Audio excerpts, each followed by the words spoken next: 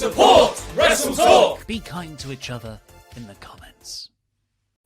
Is WWE in danger of getting stale? I am Luco, and I'm joined by the hardest working person in all of sports infotainment, Denise Salcedo. How's it going, Denise? The sleepiest person on Friday is now what I want to be known as. I wake up, Fridays is my earliest day that I wake up in the mornings. I have you to blame for this, Luke. Oh, you are so welcome for that. I actually was going to give you the introduction today. I'm actually behind on my introduction for you because I try to come up with a new one for you each week.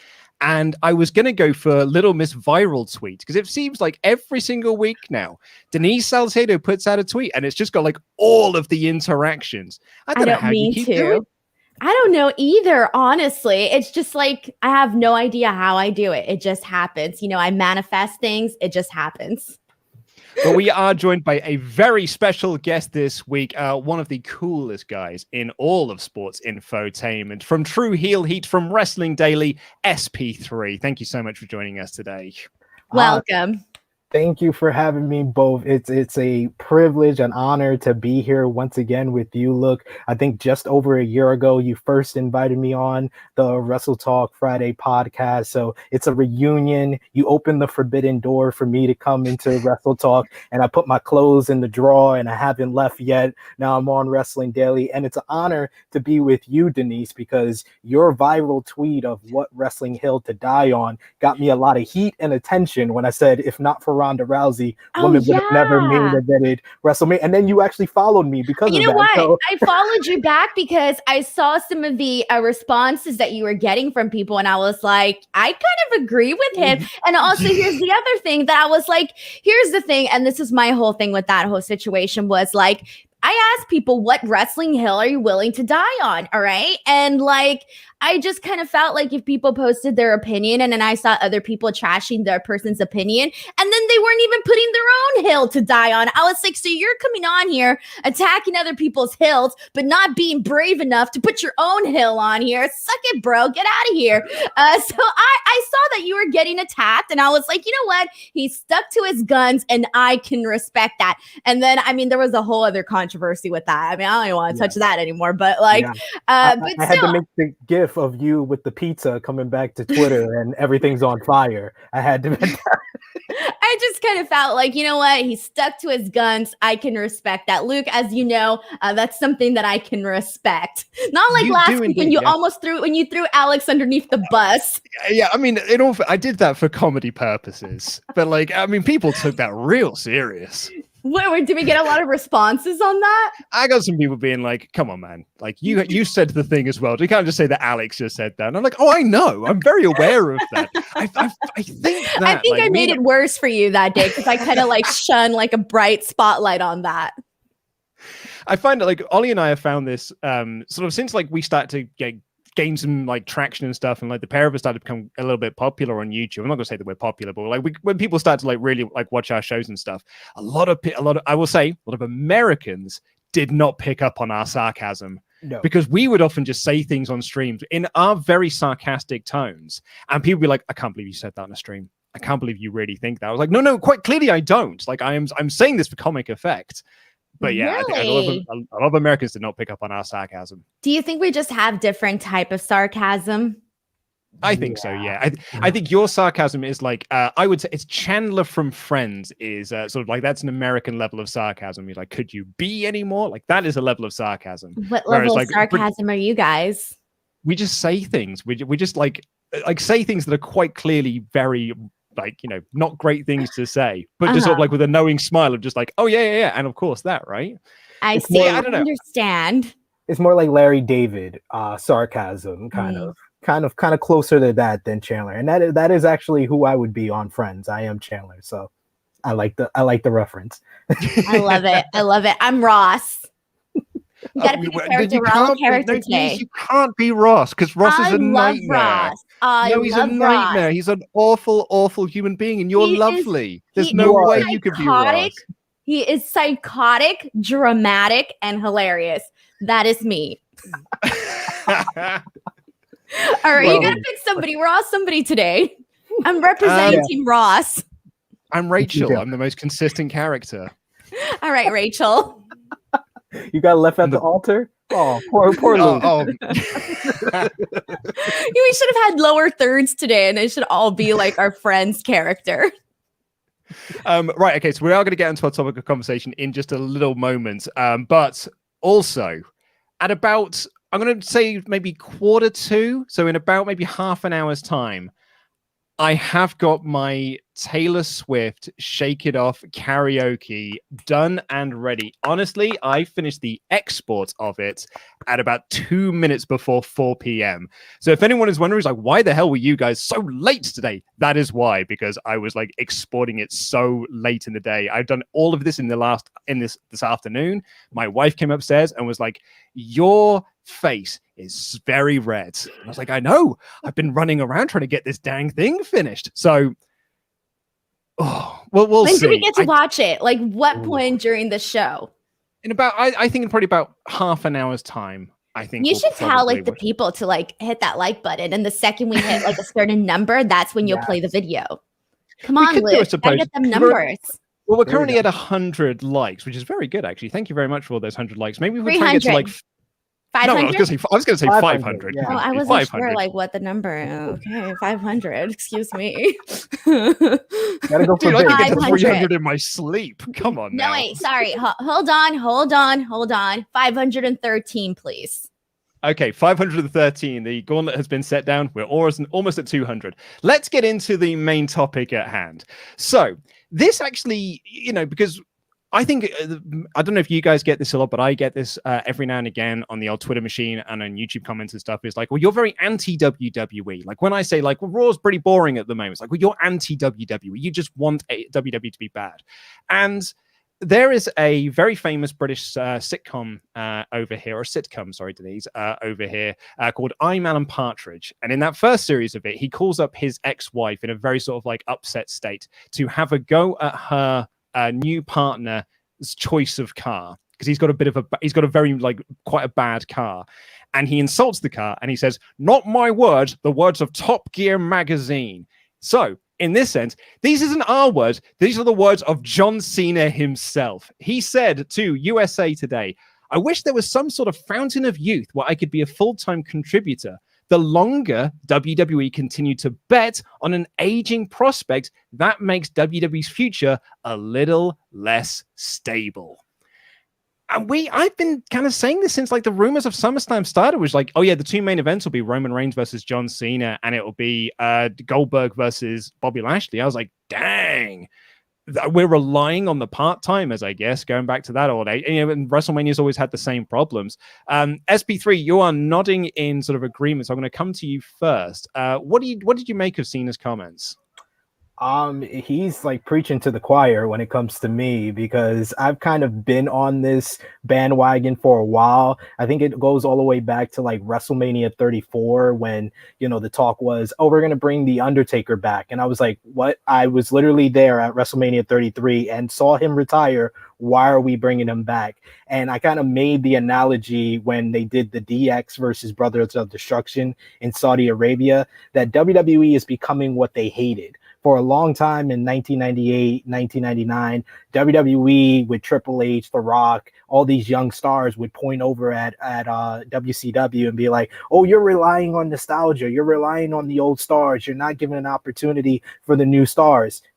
And now that's exactly what they're doing. That's why when the reports started coming out that, oh, WWE is going to make new changes, they're going to come out with new stuff. And I was like, that just means old stars are going to be coming back. And that's exactly what's happened. You got John Cena, you got Goldberg coming in. I wouldn't be surprised in 6 months The Undertaker makes a return. I know we got the final farewell, but that's just what The Undertaker does. He has his farewells and then he comes back. But WWE has been relying on nostalgia as a boost for them for so long. And it works. It works every single time. And I'm someone that gets criticized for being anti-WWE myself. And I didn't tell you, Luke, last time I was on camera with you, but I'll let everybody know here My wife works for WWE, so I want them to be successful.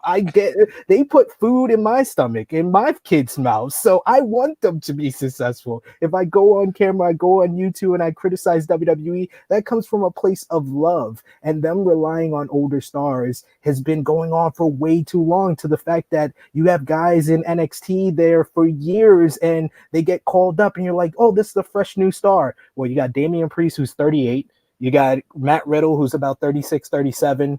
These are your new stars. Big E finally gets a push. He's 35 years old. Like, they wait so long to capitalize on guys that when they came in, they were young, fresh, hot prospects, but they wait 7, 8 years before to give them opportunity. This is going to keep going on for years to come. Denise, what do you make of it? All hail Legends Night. All right. No, but in all seriousness, I mean, you already touched on a lot of things that I wanted to mention, but I'll just kind of take off in a different direction here. And I kind of want to talk about what we were chatting a little bit off air, was the fact that John Cena is Hollywood. He's at the point where, like, he knows no matter what, if he wants to pop in, for Summer of Cena in the future, WWE is going to say yes to John Cena. So I feel like he's definitely in the position where he can kind of say anything he wants and not have to worry about getting any heat whatsoever. And I'm sure there's people that are probably upset at this quote. To be honest, I don't think this quote's that big of a deal. And I know that's our topic of the show, but to be honest, I just think it was something that a comment. I think that given John Cena's nature, it wasn't anything bad whatsoever what he said. I thought that obviously he brought up some valid points, and it is true. Like, they gotta, not rely always on the nostalgic acts, because, fast forward in 20 years, who are going to be the nostalgic acts by then? Like, what if they didn't build big enough stars to have those people come back? And I'm obviously there are, because there's plenty of people that, we're all going to be fans of still in 20 years. But the point is, though, that they just need to, here's the problem. And I'm going to use an example of the Rolling Loud Festival. So the Rolling Loud Festival, I didn't agree with a lot of the people that they put on those shows, because the people didn't know who they were. The matches were boring. There was no popping the crowd or anything like that. I actually thought that in that scenario, including some of the young talent with the, more known people, should have been the right call to do in that sense, because it's not your typical wrestling crowd.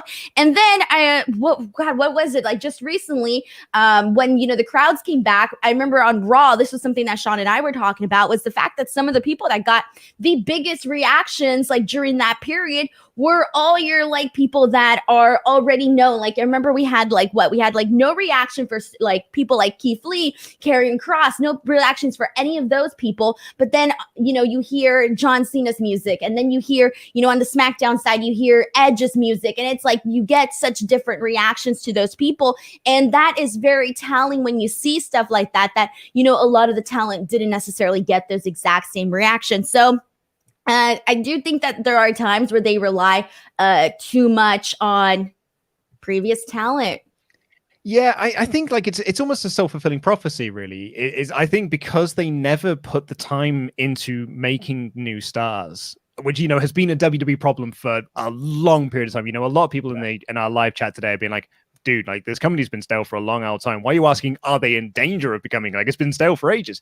But because they don't really put a lot of emphasis into a lot of new stars. They just sort of cherry pick one or two. Seth Rollins, I would argue, is probably the last big star that they made. That you are always going to get bigger reactions for the guys that you are putting. We're going to bring back nostalgia acts because no one else is over.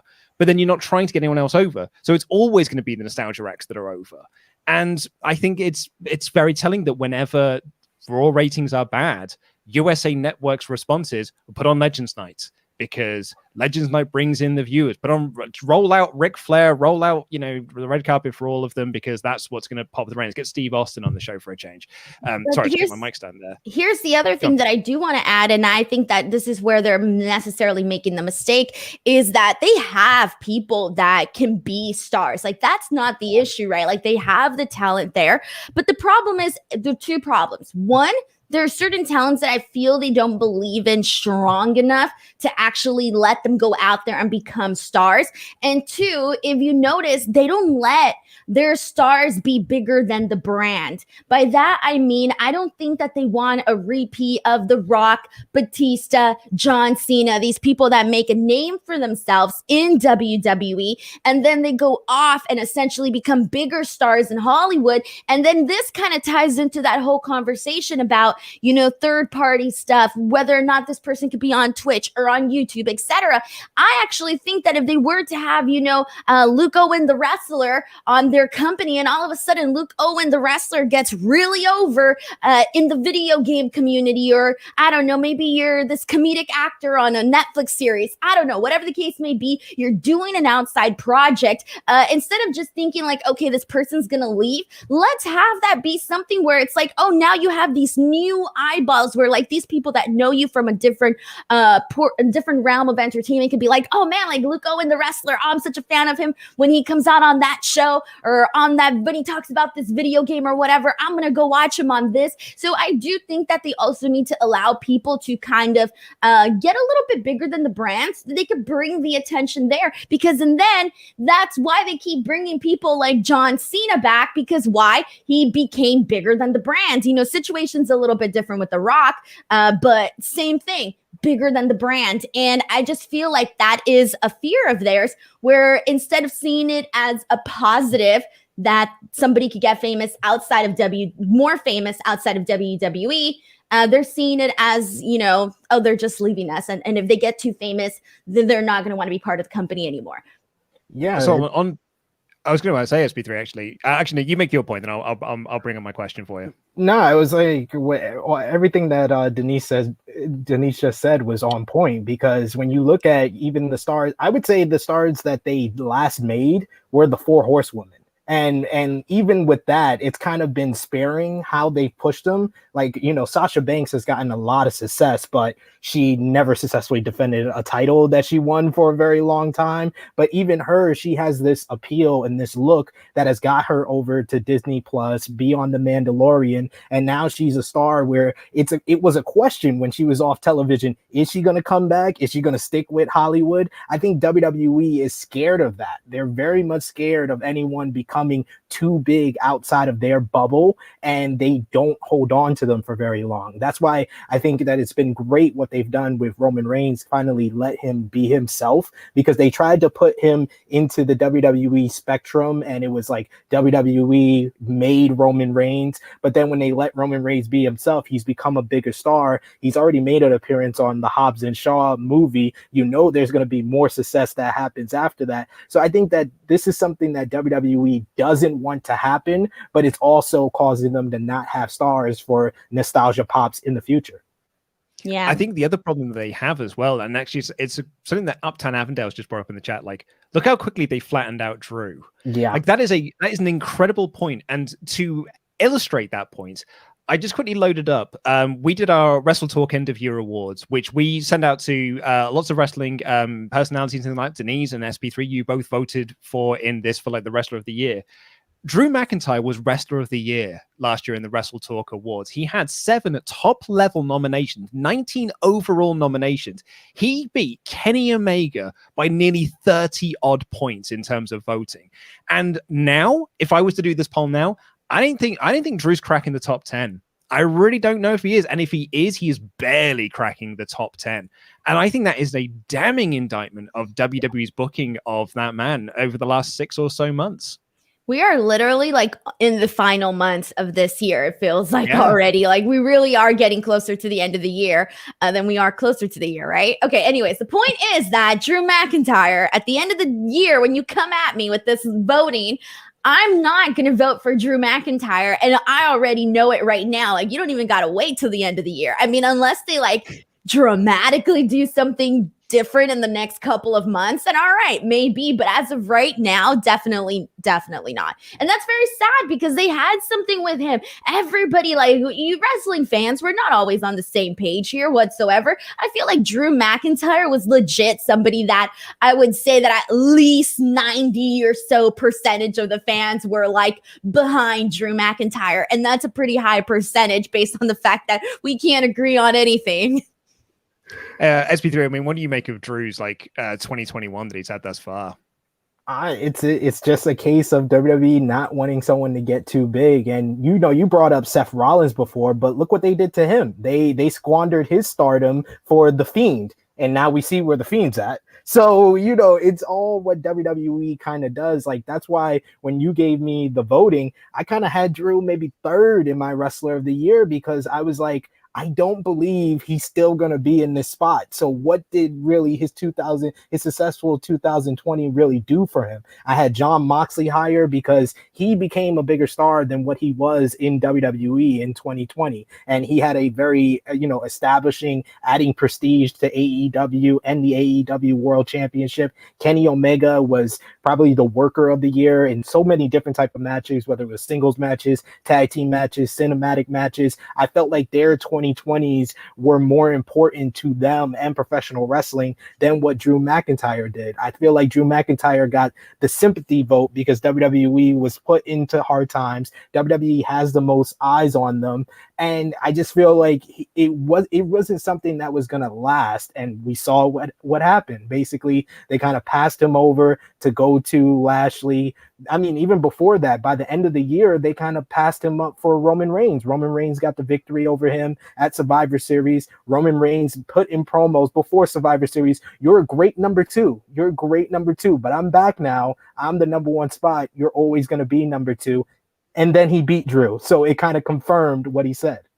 So I actually have, are we moving on to something else, or do I have time to make an example? Absolutely no, please. I have an example based on what we're talking about here. So this is a real life thing that I just thought about like right now. Okay, so let's say, so obviously the key to WWE growing their success contributes also to mainstream media. You know that there are only certain people that really get that mainstream attention, not everybody, because let's face it, like pop culture, like some of the pop culture websites aren't interested in a lot of the talents that they have right now, okay? All right, I'm gonna paint you guys a picture. You're on a red carpet. You guys are reporters. As fans and as people that know the business, you have Sting, Rey Mysterio, Kurt Angle, Becky Lynch, the Bellas. Out of just those names right there, who is on your list where you're like, I really want to interview this person? Like, take me through the list again. Okay, so I've got Sting. I'm going to give you Sting, Ric Flair, Mick Foley. I'll give you Rey Mysterio and Kurt Angle, the Bellas, Becky Lynch. Who would be like the person that you're like, I need to grab this person? Like for you personally. For an interview. For me personally, for an interview, I kind of always wanted to interview Sting, but I think Becky would be my pick, though. I think Becky would be the person I'd go after. Okay, what about you? And you said like I'm a Hollywood interviewer. No, you're just an interviewer. You're just an interviewer. Honestly, I feel like the best interview is going to be Ric Flair. Okay, this is my point right here. Thank you guys very much. I just wanted to make a point. I'm going to give you guys an example. When they did that Fox blue carpet, they had every single legend that you can, like pretty much every single legend that you can think of. Okay, I'm talking Rey Mysterio, Goldberg, Sting, Mick Foley, all of those names. All right. And I will tell you that E! News, when they were there, you know who they interviewed the longest time possible? The Bella Twins. And you want to know why? Well, they're on the network, but they're also one of the only people that were on that list that had an outside project out of WWE, and they were the ones that got like a 20-minute interview. I don't even know if they interviewed people like Sting or Ric Flair or people like that, which is insane. Just want to make an example. Oh no, I mean it's an excellent point actually. That's a really interesting point. Although you were making me have horrible flashbacks to when I was doing movie reviews, and I used to do red carpet events, and I hated doing red carpet events. Oh, they're the worst. Why do you hate them? They're so boring. Man. How are they boring? They're so adrenaline rushing. No, there's no. Oh, there's no adrenaline. Yes, there is, Luke. I need adrenaline to keep myself awake. Luke, I did that for years. There's adrenaline. Standing around for ages just waiting for people to show up so they can do your interview, where it's like, oh hey, what about your new movie? Yeah, it's great, cool. That's the 2 minutes I got. I guess I can write 20 news articles out of that, can I? A star of movie says movie is good. Excellent. All right. Well, my experiences were totally different. Mine were adrenaline rushy because I was like, oh, I got to make sure I get this talent. Oh my God, I actually got this talent. Okay. There's a whole science to it. That's why I asked, like, what am I? Am I like a Hollywood interviewer? That's who I would have picked. I would have picked the Bella Twins because they're on E. They're like I said for a long time before, the era of the Four Horsewomen and Ronda Rousey coming in. I was like the biggest stars that women's wrestling had for a long time was the Bella Twins because them being on Total Divas created brand new professional wrestling fans, for better or worse. I don't think the Total Divas was the best television, although John Cena coming up with a cohabitation agreement is one of the greatest reality television scenes of all time. He changed the game for men out there. I just want to say that. But I would say that it created so many different like female professional wrestling fans and brought them in. And that's why when they did Evolution, it was Ronda Rousey, the face of MMA sports, coming into WWE versus Nikki Bella, because Nikki Bella was the biggest female star they could have put against Ronda Rousey in the main event. I was looking forward to Becky Lynch versus Charlotte Flair like everybody else, but I knew what the right decision was to put in the headlines, to put on the marquee. It's the two biggest names possible. Exactly. My mom doesn't know Charlotte Flair. My mom doesn't know Sasha Banks. She doesn't know Bianca Belair. She doesn't know Carmella. She knows Nikki and Brie Bella. Me and my friend, we went to a WWE house show back in sort of 2015, I think, maybe it might have been 2014 or something along those lines. A friend of ours at work she did not like wrestling at all. She was not interested in wrestling whatsoever, but she said, "Can you get me a Brie Mode t-shirt?" And do you know what? Brie Mode t-shirts were there. Were the Bella Twins booked? Were they balls? They weren't even in the country, but like they were selling Bella Twins merchandise because it was flying off the shelves. Incredible. Oh yeah, by the way, just to get my side of the thing with the red carpet stuff. So I used to, like, the website that I wrote for as well wasn't a big website, so we didn't get, like, if I did the Expendables 3 red carpet event, I didn't get Sylvester Stallone for an interview. I didn't get Wesley Snipes for an interview. I didn't get whoever the heck, whoever was. Oh, they came up to me and like, "We got these stars of The Only Way Is Essex. Like, do you want any of them?" I'm like, "No. Why would I possibly want to interview some reality TV stars about a movie they're not in? How would that possibly benefit me?" That is red carpets. I don't know what to tell you. Like, unless you're like the first 3 outlets, first 5 outlets, you ain't getting the big stars. Unless you got Denise Salcedo there. I'll make it happen. If you're in the last spot of the red carpet, you can actually have a major advantage. You just gotta go. Excuse me, I'm sorry. Can I have the number? And then they're like, "Oh, poor thing." And then you're like, "Thank you, I got it." See, it looks like you gotta learn to work your charms. Did you know what I did like? I quite like doing, and I still get to do these as well. I like doing proper like media junkets in hotels and stuff, where like you go in there and it's sat down and they feed you and give you gifts. Yeah, you get some like free sandwiches and things like that, a cup of tea. Yeah, it's really, okay, we get a lot more than that. Like we get like a full-on buffet. Like I'm talking like buffet. Craft services. Yes, there you go. Thing. I used to do background work. That was the best part about it. I've been on like Law and Order. I was like, everybody's like, "Oh my God, you were on Law and Order?" I was like, "Yeah." I sat next to Ice-T. They was like, "What was your favorite part about it?" I was like, "Craft services was the bomb."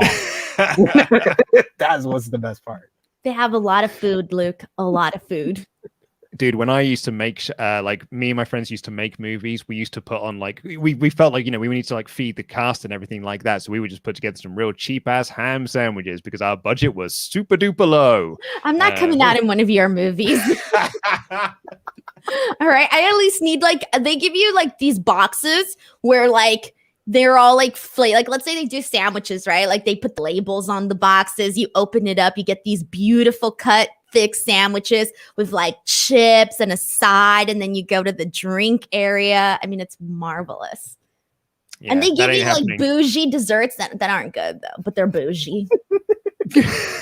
Like the rainbow cakes, the little like they give you like cups, and they're so they look delicious, but they taste like butt. Look cool, taste like butt. That's Denise Salcedo's new Twitter bio. Look cool, taste like butt. Trust me, you have no idea how many times that would happen to me. I would go and I'd be like, oh, that looks fancy. I'm going to get that. Then I taste it. I'd be like, oh. That always happens. Trust me. Don't eat the dessert at the fancy places. Right. Well, we've got to get into some of these Ultra Chats that we have got here. By the way, we are at 432 likes off our 513 target. So you need to get those thumbs up there, guys, to play my Taylor Swift music video. Keith Lloyd says, my conspiracy theory side is telling me that Ric Flair wanted to leave WWE. I think Vince will have Cena go over Reigns at SummerSlam to break Flair's record. So that's why they think that was the creative differences that sort of like apparently the Ric Flair's been talking about. Denise, do you think Cena's breaking the record? Breaking the record? I don't know. I don't think so. I'm going to go with no. SP3, do we think Cena's Universal Champion after SummerSlam? If it was the Peacemaker, maybe, because that promotes the new show. But John Cena beating Roman Reigns, I don't see it. And I think it had more to do with him impregnating a younger woman against his daughter. That might have been the booking that he was against. Oh, I misunderstood you. I was like, John Cena, he impregnated. I was no. This story? I'm talking about Ric Flair. Yeah, I completely forgot. I was thinking like real life stories. I was like, John Cena impregnated? Why hasn't anyone told me? When SP3 started talking, I was like, was there some story that I missed? That's the same thing, right? Yeah, me too. I was like, I didn't hear this story. Damn, that sounds like a juicy story. The scoop. I got the scoop. Yeah, imagine. Oh my God. Who'd have thunk that SP3's like out-scooping Sean Ross Sapp in 2021? And a John Cena scandal. Oh my God. Right on WrestleTalk Podcast. Right? Okay, our like goal has been hit, so we will get to play the video. We'll do it in like a higher goal. We'll do it in about 15 minutes or so. I want to get through some of these Ultra Chats. Wow. You card subject to change. Hey, dude, in all fairness, I didn't change anything. I said I would play that at about 15 minutes, like at about quarter to the hour. And then you were the one who was like, let's put on like a thing and we'll get people to like the video and that's how we'll do it. And we'll like set up that way. That's your impression of me? I thought it was pretty spot on, to be honest. What? How is that me? How is that me? Oh, I love this show. All right, well, fine then. If that's what we're doing, hurry up, everybody. Welcome to the show. I'm Luke. Let's get to 550, y'all. I'm gonna get better at my Luke impression. Yeah, it's pretty good. James Hanley said, I searched WWE stale on YouTube. The fourth hit was a WrestleTalk news video. Wait, what was it? What was the quote? I searched WWE stale on YouTube. The fourth hit was a WrestleTalk news video that was hosted by Luke with the title, WWE admits to being stale until fans return. That was the Hell in a Cell 2021 review. Now I'm going to say it's a bit stale. That's true.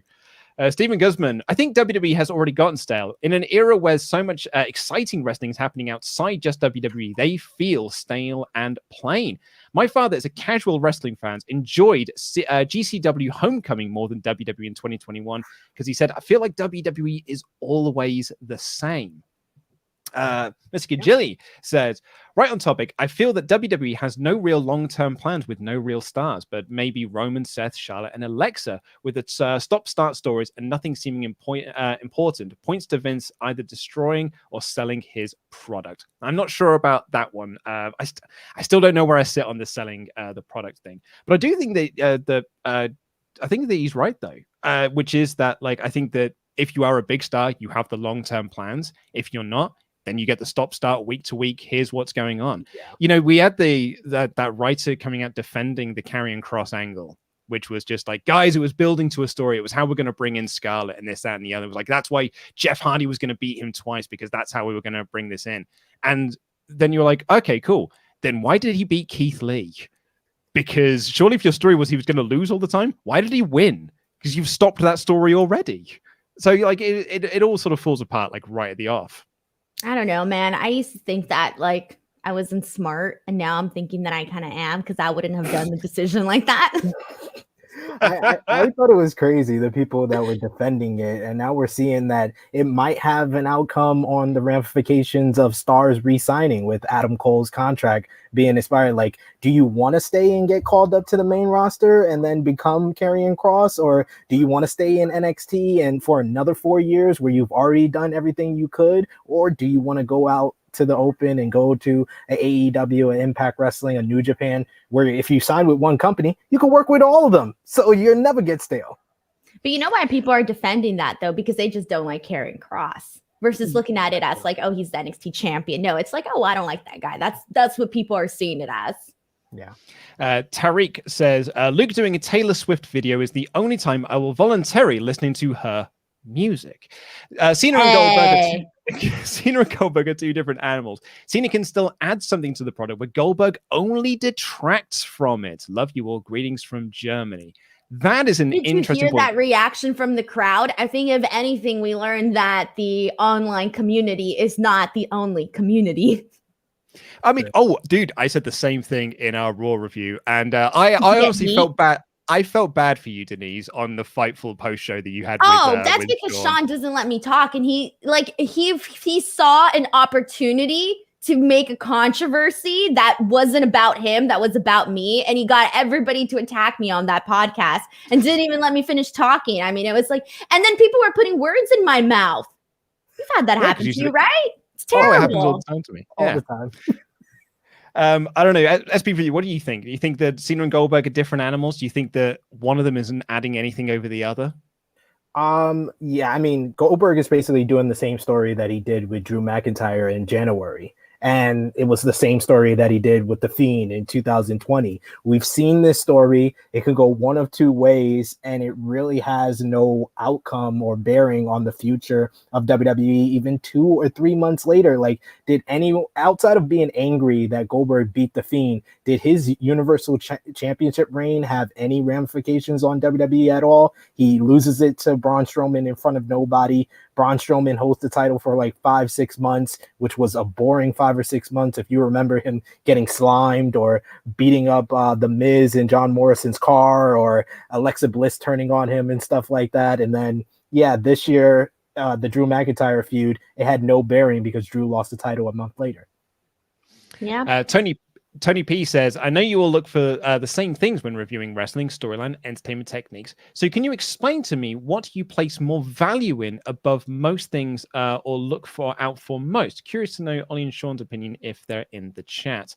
So what do you place your most value on when you're watching Raw or Dynamite or SmackDown or NXT or whatever it is, Impact? What is the thing you place value on most of these? In-ring skills for every match. The match needs to be good and entertaining, because as somebody that watches a lot of wrestling, consumes a lot of hours of wrestling, I hate when something is mediocre, but because other people don't watch as much wrestling, they're like, oh, it's great, and you're just a hater. I'm like, no, it's trash because I've seen better. Also, where's that comment that was just there? Luke's impersonation of Denise Salcedo is on point. Absolutely correct. Well, then you know what, Luke? You should come here and do your little accent and beat me, whatever. I want to see, you know, my dream scenario is I need to see Luke touring Los Angeles. I need to see you having like a brunch day. I need to see you at the Pink Wall, at Melrose. Like, I need to see you having a Los Angeles-esque day. Oh, do you know what? I've watched so much. I've watched Clueless so many times over the years. I think I would live the best LA day.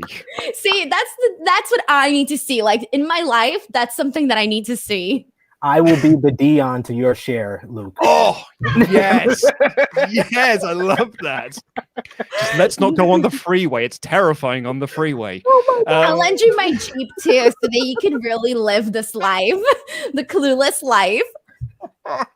I think I would look amazing in Cher's outfits as well. SP3, sorry, before we move on to a couple of more chats before we get into the music video, what do you place your value on when you're watching wrestling products? If it's the weekly content, I need a balance. Like, having good in-ring content is great. But there's some weeks like on an NXT, they never have bad wrestling, but sometimes it's really boring. Like this week was really boring to me because the angles are not that fun. There's like one or two good promos, but there's nothing that I can write and say it was noteworthy. Whereas AEW has that nice balance where you got the Hangman and Elite angles, but you also have good wrestling with Lee Johnson versus Miro. You got a great angle with Malachi Black's debut. So I like the balance with weekly content. Yeah, I think I'm in a similar boat to you. Like, I would much prefer. Shows being boring is the worst. I'd much rather a bad show than a boring show. Because these are bad show. There's something to talk about. Like there have been episodes when me and Ollie used to review Raw and SmackDown together, where I was like, "There's nothing to talk about this SmackDown show." It was just 2 hours of nothing. Dude, I got heat for saying I didn't have nothing to say about this week's episode of NXT. I was like, man, chill, people. Like, people were mad. Like, how do you not have anything to say? And I'm like, damn, like, I'm sorry, but this show was not good today. And I got a little bit of heat for that. In fairness. The two best segments were pre-taped. The Prime Target with Walter and Dragunov and Dakota Kai's promo. That was it. Like, and that wasn't even like anything to like be like over the moon completely. But I mean, based on that show, yeah, you could be over the moon based on everything else you saw. But compared to everything else, not really. Oh God! And they had like the worst makeout session ever. Like, come on, like me and my pillow could do better. I'll be honest with you. I probably could have done a whole hour just on that Zoe Starks Io Shirai angle. Oh God! I thought dude. I was overreacting. How did you guys feel about that? I legit said, "Go on, SP3, you go." I literally said it was the worst segment in NXT history. Like, I don't think that is far-fetched to say. It's one of the worst things, worst acting, worst message they were getting across with her being borderline racist at the super racist. I don't like your food. It looks gross. Let me throw it out. And also, you must be friends with everybody, or you must know everybody that looks like you. It was super racist. That's literally what happened. And you know what's sad? When I was watching this, I was like, oh, they're out to brunch. This is going to be a great segment. Let's see how they live their lives. And then I was like, oh, this is going the wrong direction. Oh, it was bad, man. Was like so bad. I said to I said on one of the morning meeting calls that we had, I was like, I don't think it's just the worst segment that NXT has done. I think it's probably the worst segment, and it's the worst thing that WWE has done in a long ass time. Like as a whole, like across all three brands, I think it is up there with like Lashley Sisters level of like bad TV. I don't know, because there's been a lot of bad stuff. I don't know if I'm too confident on that one, because there's been a lot of bad stuff. Marcel Arts said, I think another reason why WWE fears wrestlers to grow bigger than the brand is that they get used to the treatment they get elsewhere, and they expect WWE to do that as well. Healthcare is something awesome. Stay safe, love you all. And the legit Thunderboss said, remember when Ryback said that WWE doesn't want another John Cena and everyone called him an idiot? I think we owe that guy an apology. Well, do you know what? I think it's time. Oh, it's time. It's time. See, you were just prolonging it. I know. That's what it really was. Also, I am going to bring in another special guest into this stream who has been politely sitting in the back end waiting for his opportunity. Please welcome to the WrestleTalk Podcast, John Cena. Thank you so much for joining us. John, if no one is aware, John does a lot of wrestling entrance music, don't you, John? That's what they say. Yeah, I'm the composer for the United Wrestling Network, and I've done things for PJ Black, Fred Rosser, and Ring of Honor, New Japan, different people. I obviously am a fan of all y'all as well, and it is great to see you, my friend SP3. Always. We connected over at Bullet Club Block Party. Awesome times, my guy. Yeah, it's great to see you, brother. So the reason that John is here is because John and I were chatting anyway about having you on the show to do an interview, which I think we'll do like a full proper thing with you. But I kind of wanted you here for this. And that is because I suddenly was like, I've got to do this Taylor Swift video thing because England didn't win the Euros. Do you think you could help me out here? And John was like, oh, yeah. I felt bad about asking because I was like, I'm taking up your time here. Like, you're a much more important man than to do this. And John was like, no, I'll do it. John said to me, it'll take me about a week. Within 24 hours, he had me the rough track to like work with. Amazing. But so I I've had, honestly, John, I'm going to apologize to you. I've had this for a week. I did this all in the last few hours. I believe in you. I believe in what you're going to bring to the please table. don't. So, I don't know what to make of what I've done because it's bad, but I don't know if it's like I only don't know what I was trying to create. Do you know what? Maybe I'll just play it. Because I don't know. I may have to leave the room because I've watched this video enough, but like, I don't even know if I want to see what the chat has to think about this because I just think it's going to be just bad. But wait, how many live viewers do we have at the moment? We currently have. I mean, I'm trying to work out how many people are going to tune out. So we're at just under 1,700. That number is going to drop. That number is going to drop. I don't know.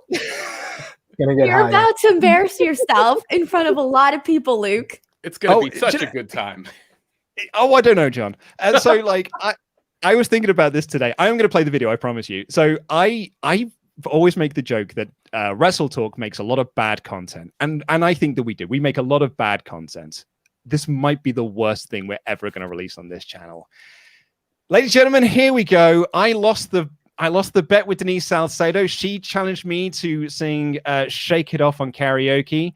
I went one step beyond, I guess, with the help of the excellent John Cena. Here we go.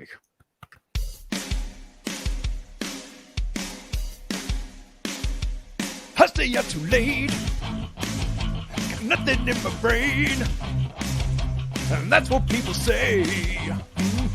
Oh, that's what people say. I go on too many dates, but I can make them stay. At least that's what people say. Oh, that's what people say. But I keep cruising, can't stop, won't stop moving. Like I got this music in my mind saying it's gonna be alright. Cause the player's gonna play, play, and the hater's gonna hate. Oh, baby, I'm just gonna shake it off. Humphrey's gonna break, and the faker's gonna fade. Fight. Oh, baby, I'm just gonna shake it off, and never miss a beat.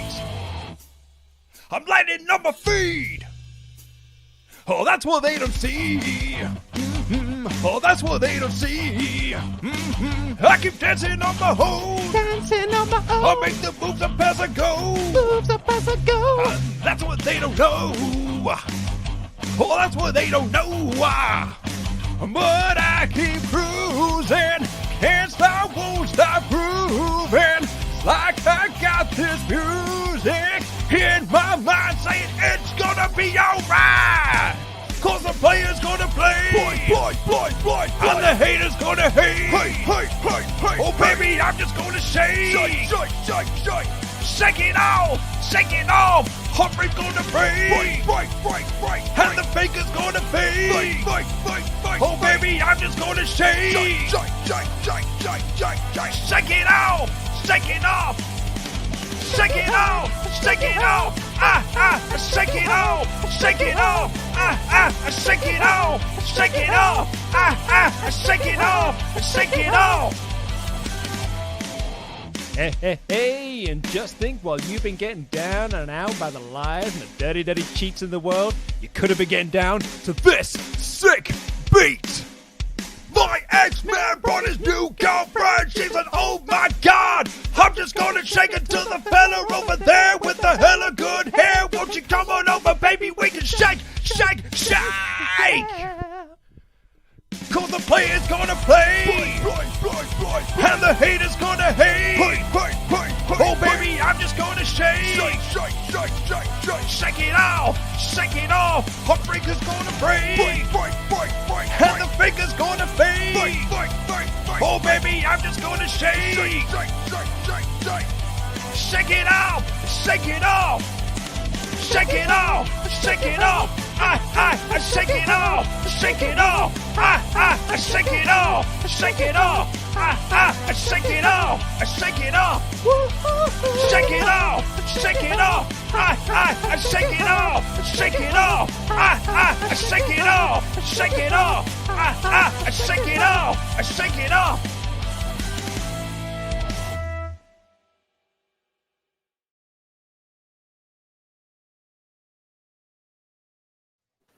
Luke, We're not worthy. We're not worthy. That was glorious. Pick that head up, my brother. That was it. That was amazing. I don't even, is that really you singing BTW? It really was. Yes, that was me doing it. Like I didn't know you had that like type of sound of voice. I had a very sore throat after doing it. Oh This was look, okay, yeah, I agree. There are some people saying like, yeah, that was dreadful. That was bad. Yeah, it really was. But you know, it's also really hilarious that I know you watched the music video too, because you did the like the cartwheels and the really bad gymnastics, because that's what she does in the video. And then I wasn't expecting the scene, you on the toilet. And then I thought you were going to change the word when she says, my ex-man brought his new girlfriend. And I was like, how is he going to play this part out? And so I thought that was hilarious. This was epic. This is the best thing I've ever seen. And your timing was good, man. I got to tell you, you were just on point with the timing and everything like that. That was super fun, dude. And I like the little Easter egg in the back that you do have a guitar over in your place. So had I known that you play guitar, I'd asked you to do that.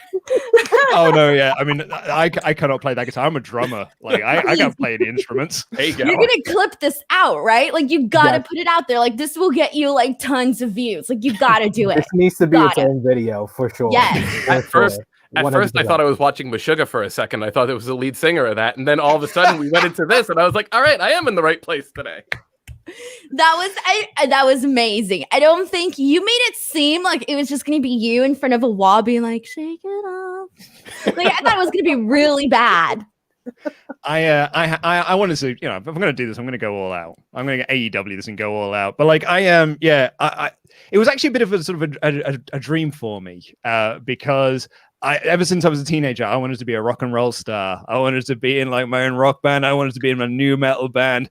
So this was a bit of I'm bad at it, but at least I got to do it and people got to see it. I mean, more people have watched this than have ever seen any of the gigs I've ever done. I cannot believe this. I am so glad that you lost that bet because I did not expect it to be this great whatsoever. So I say kudos. What are the people saying? I mean, yeah, I think some people liked it. Anyway, are you getting John, buried in the chat? I think some people are burying me. I think some people are burying me. I think it's a mixed reaction, maybe. John, thank you so much for putting that music together. Like the track you did was excellent. I don't know if you can hear it as well. Like John did all the little details in there as well. I heard it. I heard it. Great job, John. Great job. It was wonderful. Thank you. Thank you so much. Yeah, that's a hard song to sing, by the way. Like it's really difficult. It's the way she does things is really. I had to multi-track layer it because otherwise I couldn't get it all done. She's brilliant, Luke. What do you expect? Anyway, John, thank you so much. We will have you on this show properly, John, so we can talk about your music. We're going to get you, like, you might do some live music for us as well. So I thank you so much for coming onto the show and joining us today. I really appreciate it. Of course. Thank you for the invite. And once again, awesome job, my man. And thank you to everybody. Thank you so much. See you later, John. Thank you very much. Oh, Did we right. lose Well, viewers with your performance? Yeah, pretty much. Yeah. Some people tuned out for that. Luke, how could this happen to you? Well, we've got some other Ultrachats that we need to get through. I thought it was fantastic. Anybody who had an issue with that video is going to have to take it up with me. I'll defend that. I want to hear a rap version next. Yes, there you go. Joe, it's because like the reason why I got so like panicky about it is because I was like, I mean, it's bad, but is it funny bad or is it just bad? And I'm just gonna put this video up for 3 minutes. And I was like, what were you doing? What were you thinking with this? Has Kate seen it? Or has she not seen it? No. Kate has not seen that yet. No, she heard me singing it because like I told her, I was like, oh yeah, by the way, I'm gonna have to do some shouting in a little bit. She was like, oh, this is gonna be bad. Yeah, pretty much. I was like, in. I would have been like, you would have seen those divorce papers coming in like right after. Eventually, I did it in 2 takes, technically 3, because I did the whole chunk of it in 1 take. And then I did a second take with doing like the sort of the backing vocals and the falsetto stuff. And then I did the third take because I couldn't do the dang breakdown bit, which was like, when you're getting down with the dirty little eyes and the cheats in the world. I kept getting it wrong. It took me ages. I tried to do it live on both the other ones, and I got it wrong every time. Oh my God, that's amazing. Congratulations. Jared, 5-star performance. 7 stars in the Tokyo Dome. Damn. Jared Hazelwood said, I think the fourth labor of Jericho, Wardlow, is going to get himself purposefully DQ just to punish Jericho with MJF. It's an outcome AEW hasn't abused, and I think it would give Jericho a lot of babyface momentum going into his 5th match. Dude, all I know is that Jim Ross confused everybody during that episode. Yeah. I understood one thing, everybody was telling me something else, and then I was like, man, I must have not been paying attention. And then all of a sudden, turns out I was paying attention.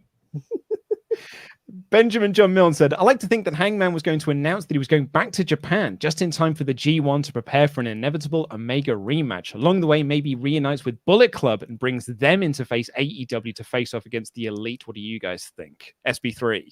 That's an interesting take, and it doesn't have some credence to it because I know that Switchblade's going to be in Chicago on August 21st for Warrior Wrestling. Tru Heel Heat is sponsoring the event, and that's one day after the first dance at the United Center. So we could see that interplay coming up sooner than the G1. What was the question?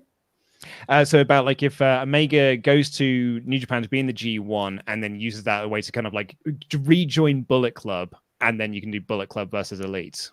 That would be very interesting. Whether or not it's going to happen, I have no idea. Tony P, a couple of things. Last time I was here, actually, just on that note, I want Hangman with the Dark Order. Is it just me? Like if he's going to have backup, I want it to be the Dark Order. I don't want it to be anyone else. I agree. I got to shout out Stephanie Chase with the best analogy for Hangman and the Dark Order. They're like Snow White and the 7 Dwarfs because there's actually 7 of them. If you count them, there's actually 7 of them. So I thought that was the best analogy. They just make your heart warm seeing them together. Snow White and the 7 Dwarfs. That's really cute. And the 7 Dorks. Tony P, couple of things. Last time I was here, I asked what major interpromotional match you would like to see at a Wrestle Kingdom. I said Bucks and Kenny versus Jay White GOD. Well, I changed my mind. Give me Juventud Guerrera, Bay, and Takahashi in a triple threat.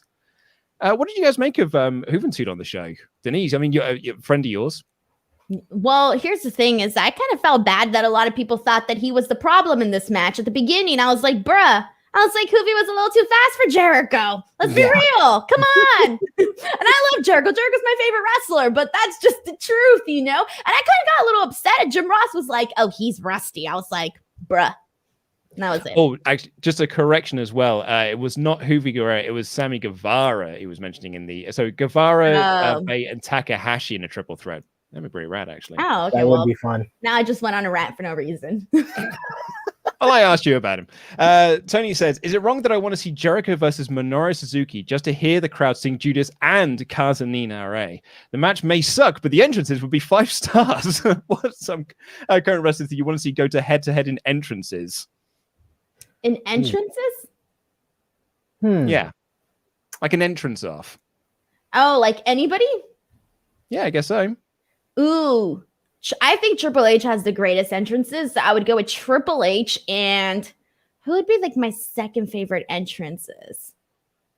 I think if you're gonna have Triple H, you want to have someone who's got like a really egotistical entrance. So Cody Rhodes. That makes sense. Right yeah, but I don't like, think Cody's the pair of them entrance just like is as creative though. The pair of them smashing up icons of each other's like careers and stuff. Absolutely. Triple H smashing like a Stardust statue with the sledgehammer. Yeah. That would be perfect. I like it, yeah. I would go with Jon Moxley versus Shinsuke Nakamura. Hearing Wild Thing and then the fans having to sing Nakamura's theme, I think would be really cool. Nick Corvello's got a 3-part question here that says, hey, Team Danuke and SP3, I wanted to mention that this week's Dynamite was my first Dynamite I attended live. And the very first time watching any televised wrestling live show, it was a blast. First off, being there live, watching Dark Elevation being taped before Dynamite was funny because Jade's promo said that she hasn't wrestled.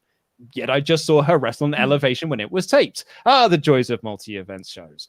Miro and Britt Baker chants completely drowned out the chants for Red Velvet and Lee Johnson. Respectfully, when I was there live, Mira can definitely keep heel heat, but they need to do something about Britt because she is getting babyface reactions.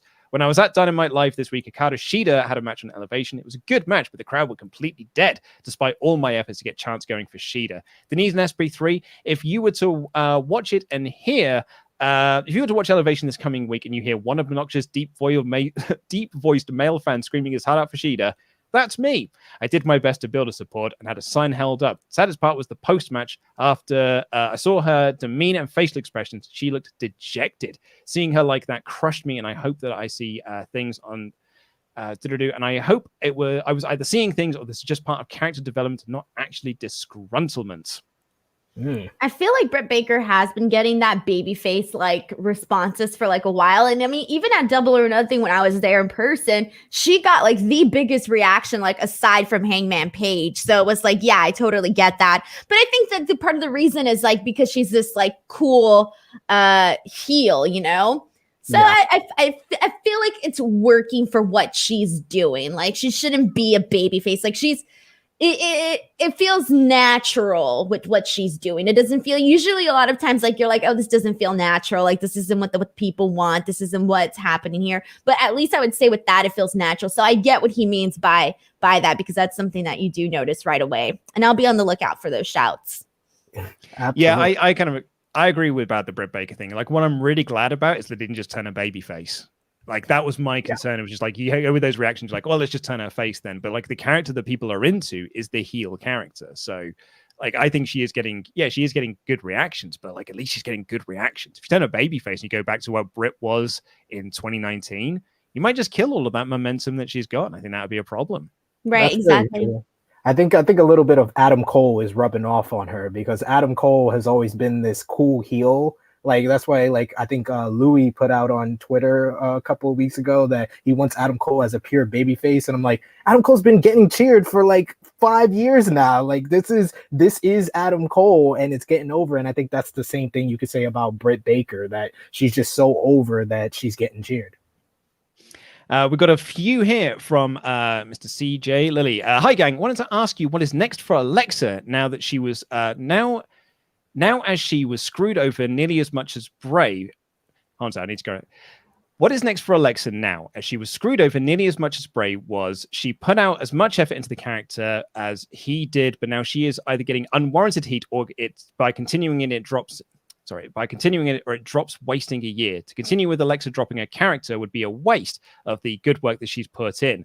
Not a Lana terrible storyline where you can't drop it no matter what. We'll remember this story.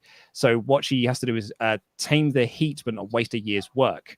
So yeah, I guess that's because some people were bringing up the idea that if with Bray gone now, does Alexa drop the character because that might just get an unnecessary anti-heat because she is just, the Wish version of the Fiend. Like, I don't know, like Denise, what do you make of it? I think that any heat that Alexa's getting on and off screen is unwarranted. At the end of the day, she's bringing her own version. She's not going to be identical to the Fiend. I'm sorry, you can't compare. She's doing her own version, and I actually think she's knocking it out of the park. Do I agree with everything that they've been giving her and what they've had her do? No, but in terms of her performance and like how cute she looks when she comes out, and everything else, like everything that's gone into the production of it, I like all the stuff that she's been doing. Am I a fan of it though? It's not really for me, but I appreciate the work and creativity that she herself has brought into the role that she's been given.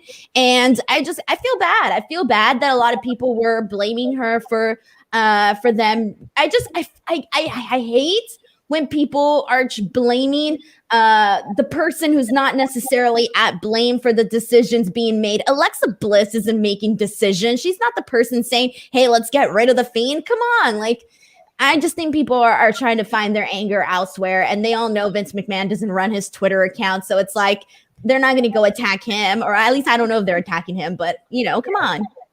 Let's be honest. Like, this Alexa Bliss character hasn't been a Fiend character since WrestleMania. It is not a Fiend character anymore. Like they completely separated the two out. So I think it's very harsh for them to be like, oh well, they only got rid of her because they got rid of Bray because they've got a new version. They haven't. There's a different character. Exactly. It's a completely different deal. Am I into it? Not particularly, but I think she puts her work into it. I don't know. What do you make of SP3? Like, I think the stuff she's been doing with Eva has probably been the stuff I've enjoyed the most out of her, really. Yeah, because they finally got her in an established like babyface role, and you get the humor out of the whole Lily gimmick. Like, I love the stuff. I was one of the minority here with liking the Lily Lucian little segment that they did, because it was playing off of the evolution, and Eva Marie is so obnoxious and such a heel that it's a great role for Alexa Bliss to be placed against her, because we know what she's going for. I feel like such a long time she was like babyface with the Fiend, but feuding with Nikki Cross at one point. Then she's feuding with Randy Orton, but she's coming off like the heel because she keeps like annoying him and bothering him and haunting him. So I feel like she's finally in the role that she can get over with. Because for Mr. Sheila, one last one here that says, Denise, I watched your 2 interviews with Nikki at ASH, and with all the drama lately, have you or Sean tried to get an interview with Alexa to get her side on things? Have you tried to reach out to Alexa to get interviews, or WWE offered? WWE tells me who they want me to interview, so I interview who they give me. Yeah. Martial arts. I think another reason why WWE fears wrestling. Oh, we just had that one. Ten Ruser. The WWE are so lucky that they have TV deals that they do. They better not rely on that. They need new stars ASAP. Also, SP3, what does your wife do at WWE? Thanks for the entertainment, guys. She works at WWE headquarters. She deals with a little bit of like the wellness policy tests, because she has like a medical background. So sometimes I hear of certain WWE superstars that fail certain things, and it explains why they're off television. But I don't share those things because I want her to keep her job, especially in this time and climate of WWE. Exactly. That's a smart man right there. Be like, that is a smart man. I think you'd be like an easy person to spot if they smart. Kevin May said, I had a question about why Goldberg is seen as a threat, but have just seen Luke's Taylor Swift video. Michael DeFinkers thought Hit Row cutting Spanish promos was a bit racy. Asked Pete if they thought it was and got heat for asking. Now NXT this week is definitely racist. I was Brown in Iowa. You learn real hate. WWE has a big history in crossing the line. What do you guys think? So what was he asking? What was racy besides the Io Shirai thing? So Hit Row cutting a Spanish promo. Oh, I wasn't a fan of that. For me personally, I wasn't a fan of it, not necessarily because they did it. It was more so of the fact that my issue is with the way that the Hispanic talent is always being presented as like, it's like their sole personality. That was my thing. I didn't care necessarily for the rap. It was just more so of like, why do you always got to make it your entire personality? That sort of thing. DKC returns, said, guys, I'm a lapsed fan. I've gotten super into pro wrestling again in the last few months. So much so that all I want to do is hear all the people talk about the happenings. Love you and Denise, SRS, Stephen Larson, SP3. I owe it all to AEW. Also, by the way, because of the t-shirt I was wearing, apparently the chat named my cover Swift Knot. Yes. What shirt were you wearing? I was wearing a Slipknot t-shirt. Slipknot. That's great. Very That's gonna be the album of that's your band. There you go. Your one-man band. Or two-man band, technically. Yeah, 2-man. Yeah, me and John just doing Taylor Swift covers, and I'll just badly sing over the top of them. So that t-shirt as well is signed by all members of Slipknot. I got it signed. Framed then, and not like on your body. Well, here's a fun story for you. I posted this on Twitter recently. It was after Joey Jordan had passed away. I was at Reading Festival 02, and I was wearing that Slipknot t-shirt, and I went to the signing booth, and I didn't queue up with the rest of the marks. I just basically just stood at the railing and stuff, because like I'm kidding. That is good British sarcasm. Because what the bands tend to do is that after like they've done all the people have queued up to sign, is they then just go around like the guardrails and just sign things that people are like handing to them, right? So I used to take down my album artwork and people would sign that, like the inlays and CD inlays and stuff. And I had that for Iowa, but I was wearing the Slipknot t-shirt, and Sean the Clown kept looking at me. And I was like waving at him and stuff. And he was just like, yeah, rock on, and all this and the other. And in the end, I was just like, I just took my t-shirt off and I just threw it at him. And I just threw it at the t-shirt, and he caught it. Luke. And he caught it. And he signed it. He signed it. He passed it down the line. The rest of them signed it. Security guard came back and handed it to me, and I was like, "This rules! Yeah, I got it signed." And then they all came around, and I got them to sign my album artwork and stuff like that. So you're the male equivalent of the girls who throw their bras and panties at their favorite boy band. Oh yeah. Oh, 100%. And I was throwing my underwear at Slipknot. Oh yeah. Oh my God. I cannot believe it. I feel like I'm learning this whole new side of you today. Really, I do. But then a friend of mine, Stevie Toucans, I cannot remember what happened. It must have just been a drunken thing or whatever. He didn't have a t-shirt to wear. Like his t-shirt got ruined. He didn't have a t-shirt to wear. So it was like a couple of weeks later. And it was the only t-shirt I had to hand to lend it to him. So I lent him my signed Slipknot t-shirt. And I said, dude, just be careful with this. Because I've got it signed by all members of the band. Be careful with this. Wait, who'd you lend it to? A friend of mine from school. Why? Well, because he needed a t-shirt and I'm a good friend, Denise. So I lent him that. Oh, hell no. Why would you lend somebody something signed? And then his mum put it in the wash. So look, you have yourself to blame. I don't blame his mom. I don't blame him. I blame you for this. How could you do that? Give him a white t-shirt. Give him something else. It's all I had. It's all I had to hand. So I got him that, and yeah, I got it back off him. And so it's you can still make out most of the signatures, but some of them are a little bit smudged because they're like washed out a little bit.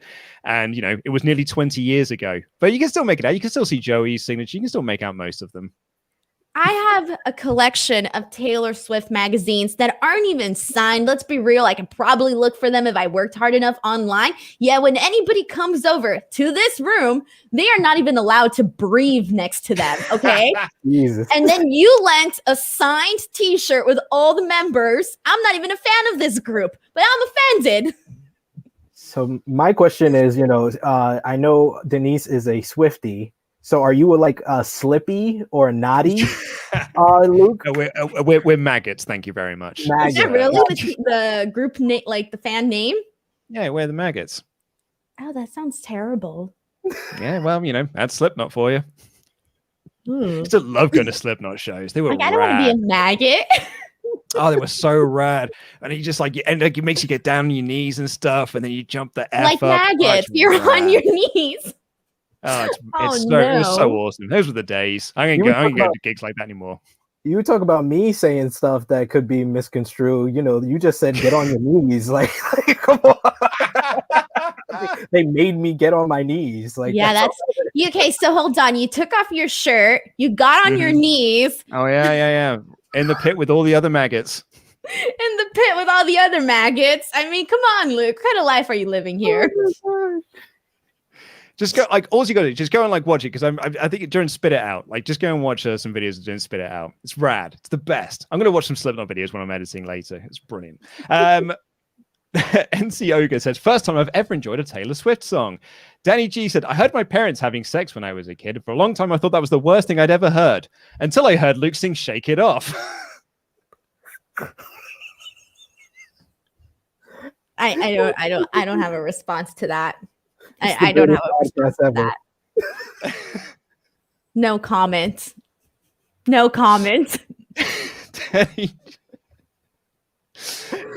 Just No Yes said, when Luke did Denise's voice, I couldn't hear the difference. Can Luke do a Taylor Swift song as Denise for the next video? Oh my God, that would be brilliant.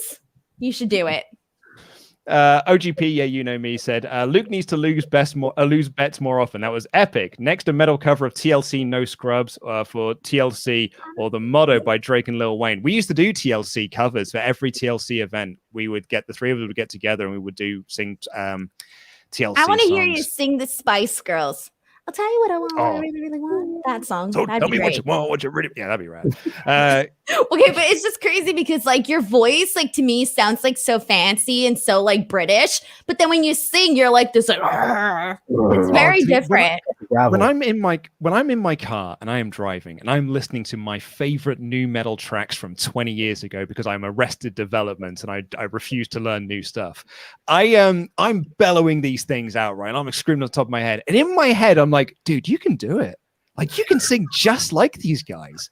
You're just as good as Jonathan Davis. You're just as good. You can do a Fred Durst, obviously, anyone can. You can do this sort of thing. And then I did it, and I was like, oh, no, I can't. Yeah, it turns out I can't. It's just, it sounds like I can, but the practice is I can't. Like, the reality is I can't do it. Poor Luke. I'm sorry. Your heavy metal dreams are over. They died with my pop star dreams. I saw you were disappointed you weren't a Disney star when you were a kid. Yeah, when I was growing up, I really wanted to be a Disney Channel star, and I always thought that it would happen for me. And then I made zero effort into putting my Disney Channel career, and so it never happened to me. So, but then again, like, I don't got like fancy parents with connections or anything like that. Like, how the hell was I going to get this job at Disney Channel?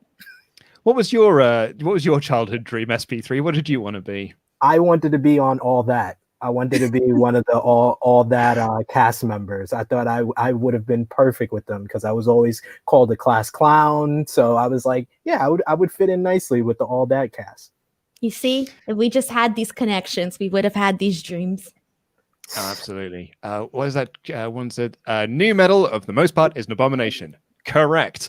Kevin May said, Luke, I love it. Kevin May said, Luke, I should add that your music video was tipping me over into becoming a Patreon level worthy of enjoyment. On a general note, it's very excited to be a wrestling fan at the moment. Recently, we've had AEW, New Japan, NWA, and Impact all on one show. That is true. Right. Well, that is all of the Ultra Chats that we've got in.